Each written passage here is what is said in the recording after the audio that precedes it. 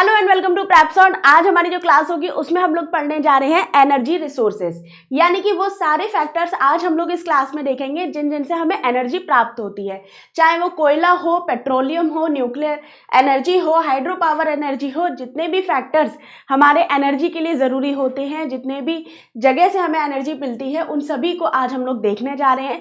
साथ ही साथ exam point of view में जितने भी टाइप के क्वेश्चन आपके बनते हैं वो सारे हम यहाँ पर पॉइंट्स क्लियर करेंगे। तो चलिए क्लास स्टार्ट करते हैं, लेकिन उससे पहले एक रिक्वेस्ट है कि अगर आपने अभी तक हमारे चैनल को सब्सक्राइब नहीं किया है तो कृपया करके सब्सक्राइब कर लीजिए और इस क्लास को ज़्यादा से ज़्यादा दोस्तों के साथ शेयर करिए। क्लास स्टार्ट कर लेते हैं। हम बात कर लेते हैं सबसे पहले एनर्जी रिसोर्सेज के बारे में कि आखिर ऊर्जा संसाधन होता क्या है। तो याद रखिएगा, energy is the ability to do work is essential for life. जो एनर्जी है वो हमारे काम करने के लिए, हमारे लाइफ के लिए बहुत ही ज़्यादा ज़रूरी है। And energy resources can provide heat, power और इलेक्ट्रिसिटी। ठीक है, material that store energy are called fuels. याद रखिएगा, वो जितने भी जो एनर्जी को जिसमें हम भंडार कर सकते हैं या स्टोर करके रख सकते हैं, वो सब हमारा फ्यूल या ईंधन कहलाता है। Over time human energy use has increased significantly today. पुराने टाइम से लेके इस समय तक हम एनर्जी को बहुत ज़्यादा यूज़ कर रहे हैं। लगभग 110 गुना ज़्यादा हम एनर्जी का यूज़ इस समय कर रहे हैं। ठीक है, याद रखिएगा। और हम किसके लिए रहे हैं? फूड के लिए कर रहे हैं, फायरवुड के लिए कर रहे हैं और अपने काम को आगे बढ़ाने के लिए भी कर रहे हैं। ठीक है, most of our energy come from fossil fuel which are non renewable and can harm the environment। हम बहुत सारी जो एनर्जी है वो फॉसिल फ्यूल के थ्रू ले रहे हैं, जो कि रिन्यूएबल नहीं है और जो कि एनवायरनमेंट को हार्म भी कर रही है, एनवायरनमेंट को नुकसान भी पहुंचा रही है। All energy sources except direct solar heating ultimately depend on earth material। बहुत सारी जो एनर्जी है वो हम कहाँ से ले रहे हैं? अर्थ के मटेरियल से ले रहे हैं, जो धीरे धीरे हमारे एनवायरनमेंट को, हमारे जो पर्यावरण है उसको परेशान कर रही है, उसको क्या कहते हैं, खराब कर रही है, उसको प्रॉब्लम क्रिएट कर रही है। ठीक है, आगे चलते हैं, बात कर लेते हैं सोर्सेस ऑफ एनर्जी की। जब हम सोर्सेस ऑफ एनर्जी की बात करते हैं तो हम इसे दो टाइप में डिवाइड करते हैं। एक होता है रीन्यूएबल सोर्सेस और दूसरा होता है नॉन रीन्यूएबल रिसोर्सेज या सोर्सेज। तो याद रखिएगा, रीन्यूएबल रिसोर्स या रीन्यूएबल एनर्जी क्या होती है? तो ये वो होती है जो कि आप वापस से प्राप्त कर सकते हो, ये कभी खत्म नहीं होती। जैसे कि आप सन को देख रहे हो, अब ऐसा तो नहीं है कि सन से आप सारी की सारी एनर्जी आज ले लोगे और कल सन निकलेगा ही नहीं, सन कल खत्म हो जाएगा, ऐसा तो नहीं होगा, सन तो रहेगा। तो अगर आप सन से कोई भी एनर्जी ले रहे हो तो सन से ली गई एनर्जी कभी खत्म नहीं होगी, ये इसमें कहने का मतलब है। ठीक है, इसी तरीके से बायोमास है, हाइड्रो पावर एनर्जी है, जियोथर्मल एनर्जी है, विंड एनर्जी है, ये जितनी भी आपकी एनर्जी मैं आपको यहाँ बता रही हूँ, ये आपकी रीन्यूएबल एनर्जी है, यानी कि इनसे हम एनर्जी को दोबारा ले सकते हैं, ये कभी खत्म नहीं होंगी। वहीं हम बात कर लेते हैं नॉन रीन्यूएबल एनर्जी की। ये वो एनर्जी है जिसका अगर हम जितना ज़्यादा से ज़्यादा दोहन करेंगे या जितना ज़्यादा से ज़्यादा यूज़ करेंगे, वो एक टाइम के बाद ख़त्म हो जाएगी। जैसे हम बात करते हैं फॉसिल फ्यूल की, तो हम जानते हैं फॉसिल फ्यूल कैसे बनता है क्या? जब हमने पढ़ा था, प्लेट टेक्टोनिक पढ़ा था, तो हमने देखा था कि ज़मीन के अंदर से हम जब क्या कहते हैं फ्यूल वगैरह निकालते हैं तो उसमें बहुत सारे फॉसिल्स पाए जाते हैं। फॉसिल्स इन द सेंस कि जीवाश्म पाए जाते हैं। ठीक है, अब वो जीवाश्म एक बार तो होते नहीं है, जीवाश्म कई चीज़ों से बन सकते हैं। खासतौर पर जैसे इंसान दब जाते हैं तो उसके सड़ने गलने से बनते हैं। ठीक है, पेड़ पौधों के सड़ने गलने से बनते हैं। तो ये जो प्रोसेस होता है, जो प्रक्रिया होती है, वो एक टाइम की नहीं होती है। ऐसा नहीं है कि आज कल परसों 2-3 साल में ये बन के तैयार हो जाएगा, इसमें करोड़ों साल लगते हैं।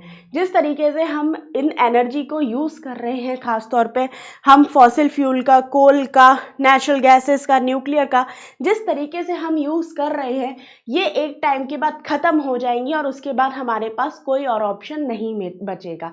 ठीक है, तो ये है आपका नॉन रिन्यूएबल एनर्जी और ये है आपका रीन्यूएबल एनर्जी। थोड़ा सा और डिटेल में देख लेते हैं।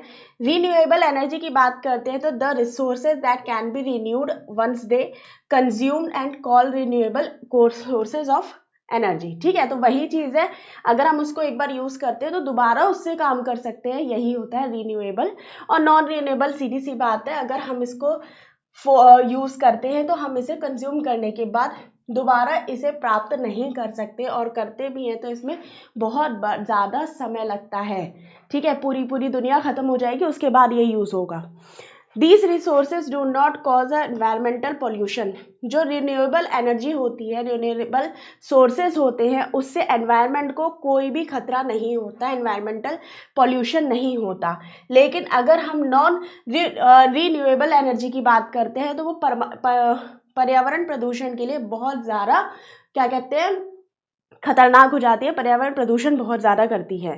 रिन्यूएबल एनर्जी की अगर हम बात करते हैं, ठीक है, तो इसके अलावा क्या होता है, रिन्यूएबल एनर्जी जो होती है वो आपकी अफेक्टेड ह्यूमंस के द्वारा, ठीक है, are not affected by humans, इससे ह्यूमन के द्वारा ये इफेक्टिव नहीं होती है। लेकिन नॉन रिन्यूएबल एनर्जी की बात करते हैं तो ह्यूमंस की वजह से या मनुष्य की वजह से अफेक्ट होती है। एग्जाम्पल देख लेते हैं रिन्यूएबल एनर्जी की, तो देखिएगा एयर है, वाटर है, सोलर एनर्जी है, ठीक है।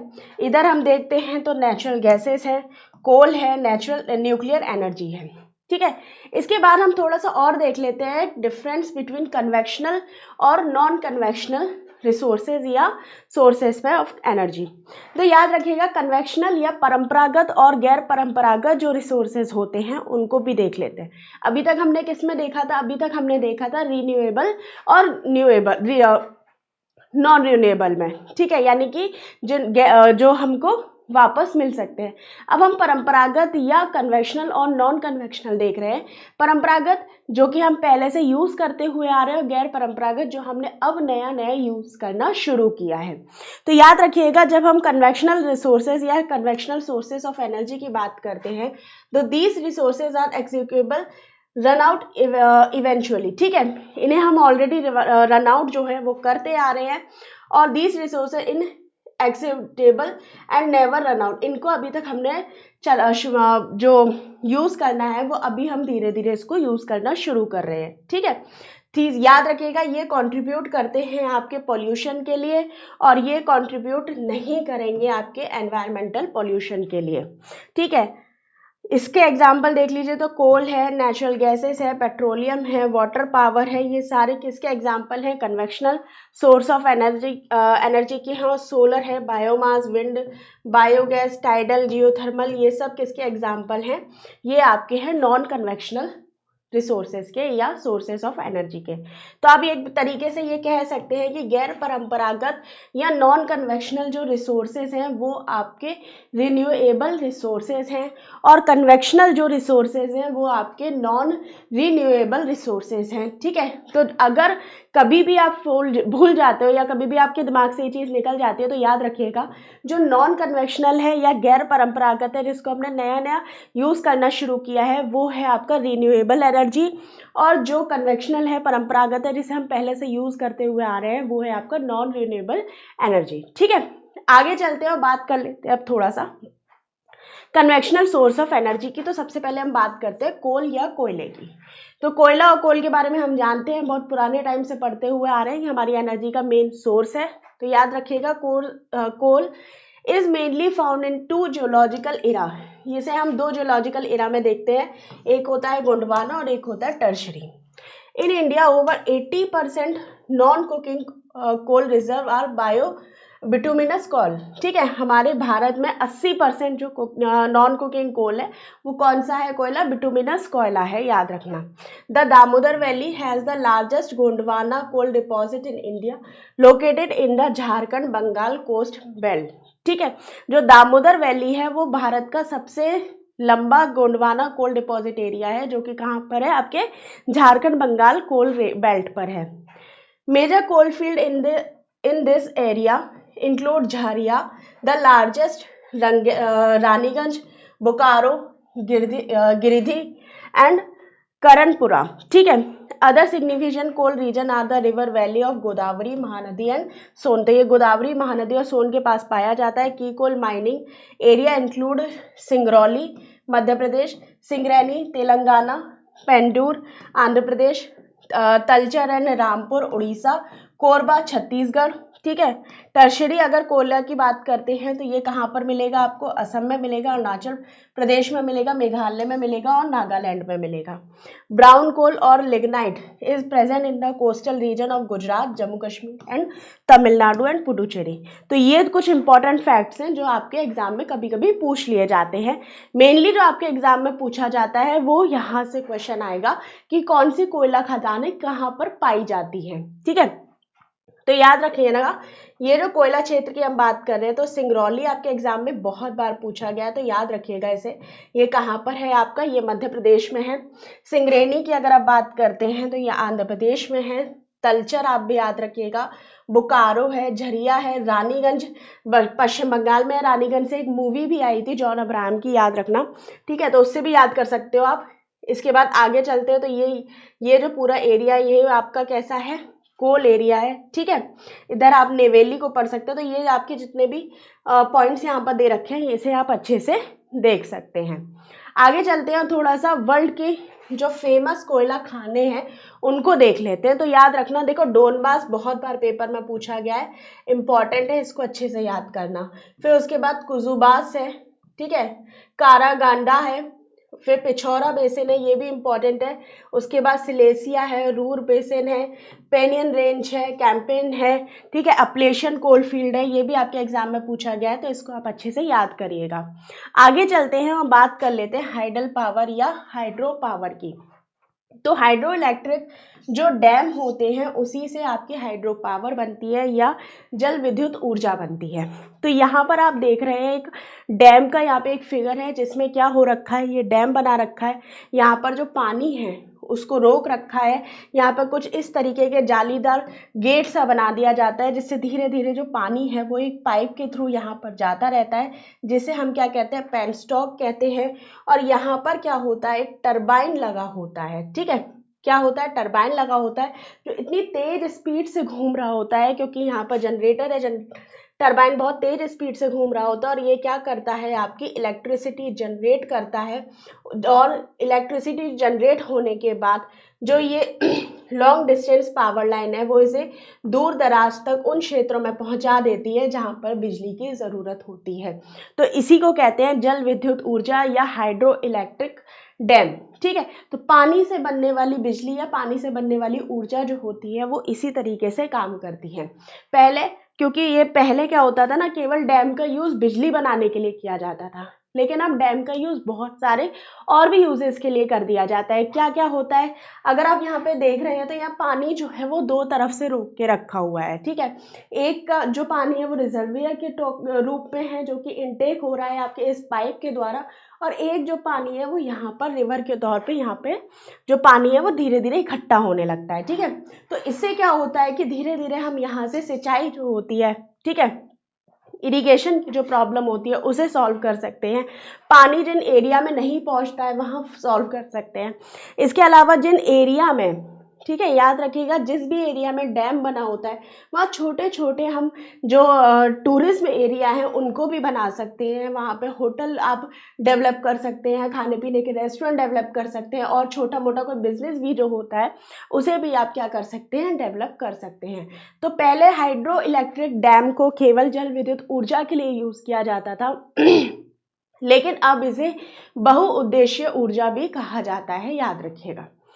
ये कुछ important hydro electric power plant India में है, ठीक है, जिनसे आपके एग्जाम में क्वेश्चन आता है, याद रखिएगा। तो सबसे पहले है नागार्जुन सागर, ये कहाँ पर है, ये आंध्र प्रदेश में है और कृष्णा नदी पर है। फिर है मचकुंड, ये भी आंध्र प्रदेश उड़ीसा में है, ठीक है, और ये कहाँ पर है, आपके मचकुंड रिवर पे है। फिर है बैरा सिलुल, ये हिमाचल प्रदेश में है, बैरा रिवर पे। फिर देहर है, हिमाचल प्रदेश, ठीक है। आगे चलते हैं, श्री सालम जो इम्पोर्टेंट है, एग्जाम में पूछा गया है। नागार्जुन भी इम्पोर्टेंट है, आता है पेपर में। मणिकुंड भी पूछा गया है, ठीक है। मचकुंड जो है ये आंध्र प्रदेश में है, कृष्णा रिवर पर। सरदार सरोवर, इसे तो मैं इतनी बार करा चुकी हूँ आपकी क्लास में कि आपको खुद को याद हो गया होगा कि सरदार सरोवर गुजरात में है और नर्मदा नदी पर है। इसको आप ऐसे भी याद कर सकते हो कि सरदार जो होते हैं ना वो नरम होते हैं और नरम से बन जाएगा आपका नर्मदा।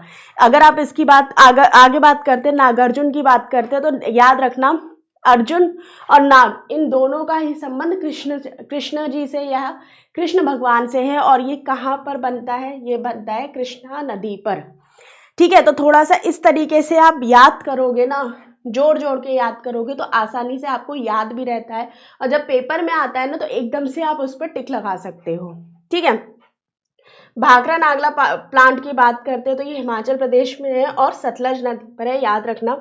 नाथपा झाकरी भी हिमाचल प्रदेश में है, सतलज नदी पर, याद रखिएगा। फिर इसके बाद सलाल की बात करते हैं तो ये कहाँ पर है?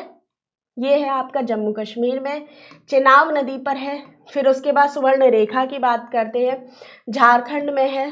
ठीक है, और स्वर्ण रेखा रिवर पे है, तो ये तो रिवर पे है, ये तो आपको ऐसे ही याद हो जाएगा।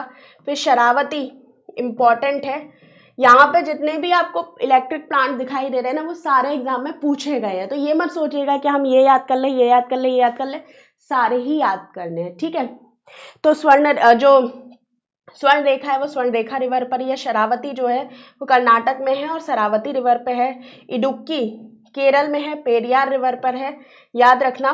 पेरियार रिवर अरब सागर में गिरने वाली नदी भी है, तो इसलिए भी आपको याद रखनी है। उरी की अगर हम बात करते हैं तो जम्मू कश्मीर झेलम नदी पर है। कालिंदी की बात करेंगे तो ये कालिंदी रिवर कर्नाटक में है। शिव समुद्रम की अगर हम बात करते हैं तो ये कर्नाटक कावेरी नदी पर है। ठीक है, उसके बाद बन सागर की बात करते हैं तो ये सोन नदी पर है, मध्य प्रदेश में। आगे चलते हैं, टेहरी डैम की बात करते हैं तो उत्तराखंड भागीरथी रिवर। नाथपा झाकरी जो है हिमाचल प्रदेश, सतलज नदी पर। चमेरा जो पावर प्लांट है, डैम है ये। ठीक है, एक चीज और याद रखना, इधर लिखा है हाइड्रो इलेक्ट्रिक पावर प्लांट, इधर भी है, इधर डैम लिखा हुआ है हिमाचल प्रदेश, रावी नदी। पोंग डैम की अगर हम बात करते हैं तो ब्यास नदी में है। ठीक है, Baspa 2 hydro electric power plant है हिमाचल प्रदेश, बास्पा रिवर पर। फिर उसके बाद पनदोह है हिमाचल प्रदेश, ब्यास नदी पर। चमेरा 2 हिमाचल प्रदेश, रावी। दुल्हस्ती है आपकी चेनाब नदी पे। इंदिरा सागर, ये इंपॉर्टेंट है, याद रखना, मध्य प्रदेश, नर्मदा नदी पर है। कोयना रिवर पर है। बलीमेला सिलेरू रिवर पर है, उड़ीसा में। रंगित, ये इंपॉर्टेंट है, सिक्किम में है। ठीक है, रंगित रिवर पर है। रिहंद जो है, रिहंद नदी एमपी और यूपी में। लोकटक मणिपुर, आपकी लैमटक रिवर पर है। हीराकुंड उड़ीसा में महानदी रिवर पर है। और तीस्ता जो है वो सिक्किम में तीस्ता रिवर है। ठीक है, तो आप इसको अच्छे से याद कर सकते हैं। कुछ जो डैम है, कुछ पावर प्लांट है, वो तो डायरेक्ट उसी नदी पर उसका नाम रख दिया गया है जिस नदी पर वो बने हुए हैं। बाकी कुछ जैसे हीरा कुंड है तो याद रखना हीरा महंगा होता है, तो वो कहाँ पर है? महानदी रिवर पे है। ठीक है, उसके बाद आगे चलते हैं और बात कर लेते हैं आप पेट्रोलियम की। ठीक है, जब हम पेट्रोलियम की बात करते हैं तो hydrocarbon in liquid gases form are vary chemical composition, colour and specific gravity make up crude petroleum. ठीक है, अगर हम क्रूड ऑयल की बात करते हैं तो एसेंशियल है इंटरनेट कॉम्बिनेशन। ठीक है, composition engine, car, train and airplane. तो हम क्रूड ऑयल की बात करते हैं तो ये इंजन में यूज होता है, कार, ट्रेन और एयरप्लेन का। It is also use in petrochemical industry to make product like fertiliser, rubber, fibre, pharmaceutical and cosmetics. तो इसका यूज कहाँ कहाँ होता है? ये फर्टिलाइजर में यूज हो सकते हैं, रबर में हो सकते हैं, फाइबर में होते हैं। ठीक है, फार्मास्यूटिकल जो कंपनीज होती हैं उसमें होते हैं और कॉस्मेटिक्स में भी होते हैं। Crude oil is a found of sedimentary rock from the tertiary era. ठीक है, the oil and natural gas commission was set up in 1956 explore the produce oil. याद रखना, ये जो नेचुरल गैस कमीशन कब सेटअप किया गया था? 1956 में सेटअप किया गया था। Before 1956 Digboi in Assam was only oil refinery but new reserve have since been discovered in western and eastern area. 1956 में जब कमीशन स्टेब्लिश्ड हुआ था या सेट हुआ था, उससे पहले असम में डिगबोई में केवल एकमात्र एक ऑयल रिफाइनरी थी, याद रखना। और डिगबोई इंपॉर्टेंट है और ये एग्जाम में पूछा जाता है। ठीक है, major oil producing area is Assam include Digboi, Naharkatiya and Moran. उसके बाद बात करते हैं गुजरात में भी ऑयल रिजर्व इन प्लेस अगर हम बात करें तो अंकलेश्वर, कलोल और मेहसाना है। मुंबई की बात करते हैं तो यहाँ पे कौन कौन सी जगह है, बेगन प्रोडक्शन इन 1976 है ऑफशोर में। Oil and natural gas have also been found in Krishna Godavari and Kaveri basin. तो अगर आपसे कभी ये भी पूछ लिया जाता है कि कृष्णा कावेरी गोदावरी बेसिन में कौन सा कन्वेक्शनल रिसोर्स है, तो वो कौन सा है आपका, पेट्रोलियम है, याद रखना। Crude oil needs refinery remove impurities before can be used. Crude oil में पहले तो इम्प्योरिटीज को हटा दिया जाता है उसको यूज करने से पहले। India has 2 type of refinery, market based like Barauni and field based like अ डिगबोई। तो आगे देख लेते हैं, ये हैं कुछ आपके जो पेट्रोलियम आपके कह सकते हैं पेट्रोलियम, ठीक है, रिफाइनरीज हैं, पेट्रोलियम रिफाइनरीज हैं। जैसे मथुरा जो है वो उत्तर प्रदेश में बहुत ज़्यादा फेमस है, याद रखना, ठीक है, मथुरा फेमस है। उसके बाद डिगबोई को याद रखना, असम में। फिर आपका ये आ जाएगा नुमालीगढ़ है, ठीक है। इसके बाद यहाँ अगर आप बात करते हैं तो बोंगी गांव आपका यहाँ पड़ जाता है। इसके बाद गुवाहाटी है, बरौनी है, हल्दिया है, पारादीप है, विशाखापट्टनम है, ठीक है, टटीपाका है, मनाली है, नागपट्टनम है, कोची है, मैंगलोर है। मुंबई में 2 है, मुंबई बीपीसीएल का भी और एचपीसीएल का भी है, याद रखना। जामनगर में रिलायंस का है, वाडीनार में है गुजरात में, ठीक है, बाड़मेर में है, बीना मध्य प्रदेश में भी है, गुरु गोबिंद सिंह और पानीपत हरियाणा में भी है, याद रखिएगा। ये कुछ इंपॉर्टेंट है, इन्हें आप कतई मत भूलना, इसे अच्छे से याद रखना। आगे चलते हैं, नेचुरल गैसेस की बात कर रहे हैं। तो in order to transport and market natural gases the gas authority of India limited was established as a public sector enterprises in 1984। तो आप याद रखना, इंडिया जो gas authority of India limited कब एस्टैब्लिश्ड हुई थी, तो ये 1984 में हुई थी। उसके बाद it is found in oil field alongside oil, however there are exclusive reserve in Tripura में इसका रिजर्व था। इसके अलावा Rajasthan, Gujarat, Maharashtra as well as along the eastern coast. और अगर यहाँ पर अगर हम बात करते हैं वेस्टर्न साइड की और ईस्टर्न साइड की बात करते हैं तो तमिलनाडु है, उड़ीसा है, आंध्र प्रदेश है, याद रखना। तो आपसे बस ये पूछा जाएगा नेचुरल गैस कहाँ है, तो नेचुरल गैसेस की अगर हिसाब से हम बात करते हैं तो ये आपका पूरा एरिया दे रखा है। यहाँ पर आप देख सकते हैं नेचुरल गैसेस में क्या क्या है। अगर ईस्टर्न साइड की बात करते हैं तो तमिलनाडु आएगा, उड़ीसा आएगा, आंध्र प्रदेश आएगा, और वेस्टर्न साइड की हम बात करते हैं तो राजस्थान है, गुजरात है, मध्य प्रदेश है, ठीक है। आगे बात कर लेते हैं अब नॉन कन्वेक्शनल एनर्जी सोर्सेस की। तो जब हम नॉन कन्वेक्शनल एनर्जी सोर्सेस की बात करते हैं तो न्यूक्लियर एनर्जी को हमें याद रखना जरूरी है, न्यूक्लियर एनर्जी को हम नहीं भूलेंगे, ठीक है। तो इस समय न्यूक्लियर एनर्जी से हम बहुत सारे जो सोर्सेज है, रिसोर्सेज है, उसको प्राप्त कर रहे हैं, ठीक है। तो uranium and thorium are important mineral for nuclear energy production. याद रखना, यूरेनियम और थोरियम ये दोनों ही इंपॉर्टेंट मिनरल हैं न्यूक्लियर जो एनर्जी प्रोड्यूस करने के लिए, ठीक है। तो इन दोनों को भी याद रखना, भूलना मत इसको, ये क्वेश्चन आ जाता है एग्जाम में। Uranium reserve are found in Dharwad rocks. जो यूरेनियम है वो धारवाड़ रॉक में मिलेगा। Uranium ore is located in the Singhbhum copper belt in district like Kullu में हिमाचल प्रदेश में मिलेगा, सिंहभूम में, दुर्ग छत्तीसगढ़ में, अलवर और झुंझुनू आपके राजस्थान में। Thorium is mainly sourced by monazite, ilmenite is in beach sand along the coast of Kerala and Tamil Nadu. तो एक तमिलनाडु में मिल जाएगा और केरला में मिलेगा। Richest deposit of monazite and Palakkad and Kollam in Kerala, ये नियर आपके विशाखापट्टनम में, आंध्र प्रदेश में है। महानदी रिवर उड़ीसा के आसपास पड़ेगा ये आपका, ठीक है। अगर हम एटॉमिक कमीशन इस्टेब्लिश की बात करते हैं तो 1948 में ये इस्टेब्लिश हुई थी। The progress increased after the Bhabha atomic research centre was found in 1954। तो आपके एग्जाम में जो ये पूछा जाएगा ना, आपसे मेनली पूछा जाएगा कि न्यूक्लियर एनर्जी प्रोजेक्ट जो है वो कहाँ पर स्थित है।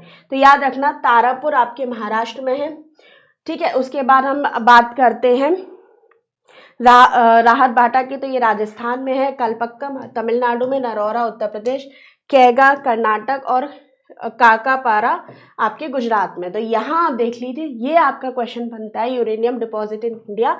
ये जो मेजर यूरेनियम कहाँ पर डिपॉजिट है, तो याद रखना गोगी भीमा, ठीक है, रोहिल आपका याद रखना है आपको, बाकी आप याद रखना, ठीक है। उसके बाद अगर आप बात करते हैं इसकी, ये बहुत सारे एरिया यहाँ पर दे रखे हैं ना, जैसे नरौरा आपका उत्तर प्रदेश में मिल जाएगा, यहाँ पर मिलेगा आपको उत्तर प्रदेश में, ठीक है। उसके बाद आप ये मेनली याद रखना तारापुर महाराष्ट्र में है, ठीक है, राहत बाटा आपका राजस्थान में है, कलपक्कम तमिलनाडु, ये सारे आपके फैक्ट जो हैं ये एग्जाम में पूछे जाते हैं, ठीक है। तो इतना ही पूछा जाता है कि आप कौन सा आपका जो पावर, ये न्यूक्लियर पावर प्रोजेक्ट है वो कौन से स्टेट में है, दैट्स इट। तो ये याद रखना, मेनली आपका जो पूछा जाता है, आपका तारापुर बहुत बार आता है एग्जाम में महाराष्ट्र में, राहत बाटा जो राजस्थान में है, कलपक्कम तमिलनाडु में है, नरौरा उत्तर प्रदेश में है, कहगा कर्नाटक में, और काकापारा गुजरात में है। तो यही आपका सबसे ज़्यादा इम्पोर्टेंट रह जाता है, इसको आप अच्छे से याद रखना, ठीक है।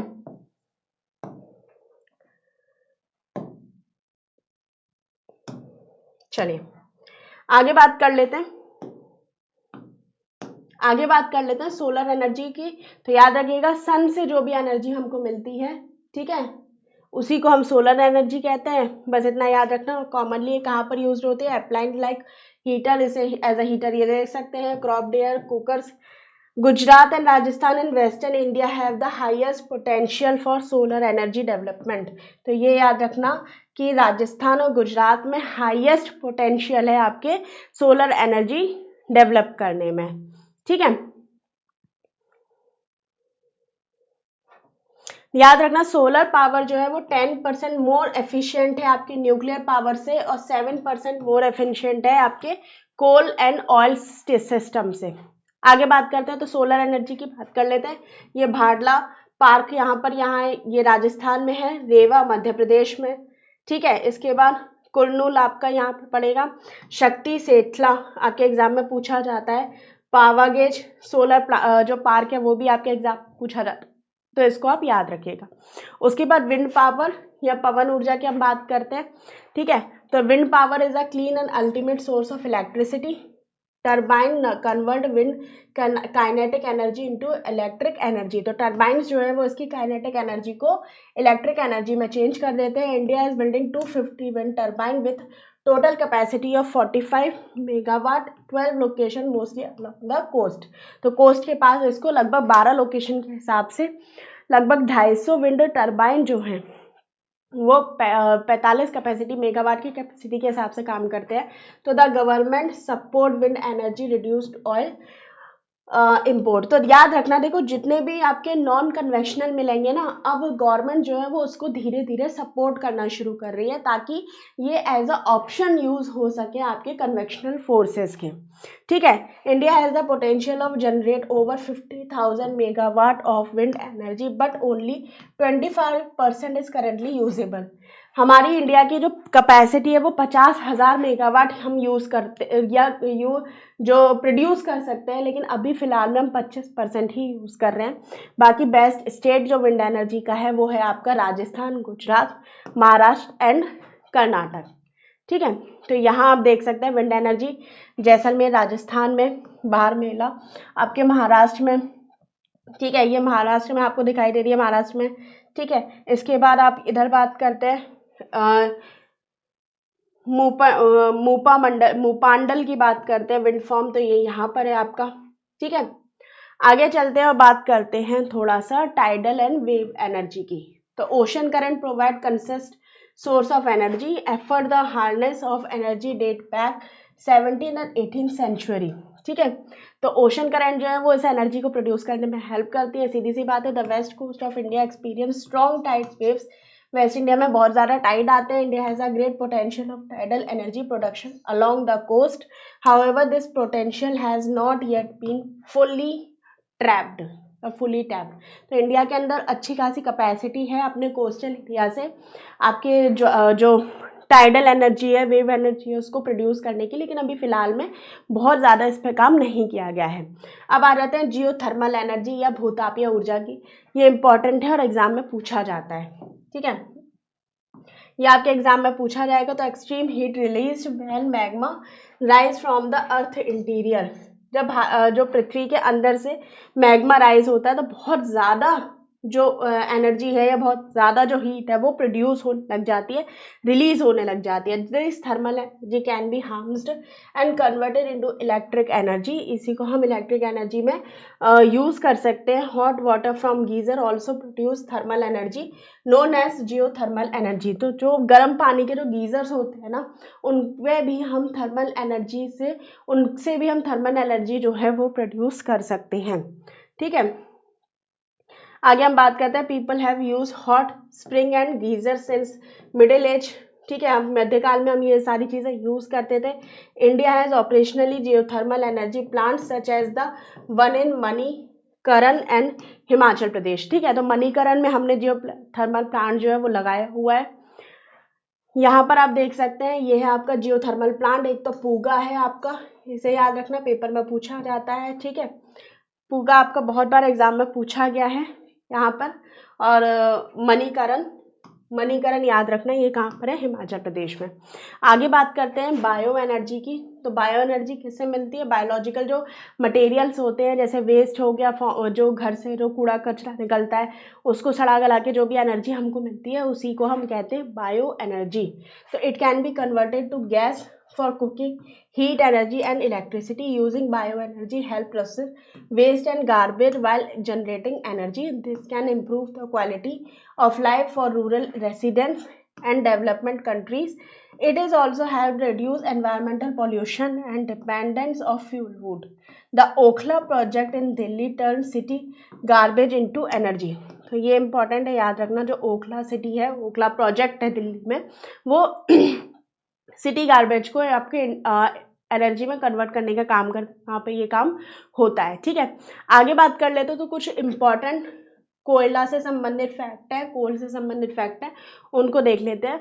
तो सबसे पहले आपसे डोनबास पूछ लिया जाता है कि ये कहाँ पर है, तो याद रखना ये है आपके यूक्रेन में। और ये क्या करता है, यहाँ पर डोनेस्ट बेसिन जो है वो यहाँ पर है, यूक्रेन में पाया जाता है। यहाँ पे बिटुमिनस कोयला पाया जाता है। ठीक है, और ये क्या करता है, यूक्रेन को, मॉस्को को और डोनेस्ट इंडस्ट्रियल एरिया को कोल पहुंचाने का काम करता है। फिर है कुसबास, ये कहाँ पर है, ये भी है लार्जेस्ट कोल प्रोड्यूसिंग है आपका, ठीक है, कंट्री का। और उसके बाद ये coal from here is sent into the industrial region of the Ural. Ural के लिए जितने भी आपके कोयला जाता है ना, वो सारा यहीं से जाता है, याद रखना। तो याद रखना कुसबास कहाँ है आपका, ये है आपका यहाँ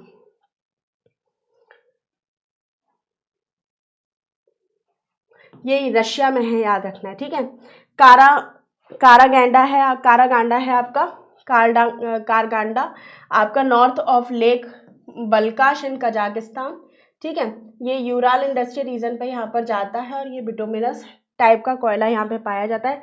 पिछौरा बेसिन इंपॉर्टेंट है, पूछा जाता है, साइबेरिया रीजन में है। ठीक है, और ये mining operation here are difficult due to the climate, cold climate. यहाँ पे बहुत ठंडा मौसम रहता है, जिसकी वजह से यहाँ पे जो माइनिंग जो होती है वो नहीं हो पाती है। ठीक है, तो पिछौरा बेसिन याद रखना, रशिया में, साइबेरिया में। उसके बाद रूर बेसिन, ये कहाँ पर है, ठीक है, रूर बेसिन आपसे पूछ लिया जाता है, जर्मनी के आसपास ये पाया जाएगा। फिर सिलेसिया है, but Poland major coalfield, bituminous type का कोयला यहाँ पे पाया जाता है। फिर है कंपेन, यहाँ बेल्जियम में है। ठीक है, इसके बाद आप बात करें पेनियन रेंज की, यूके में है।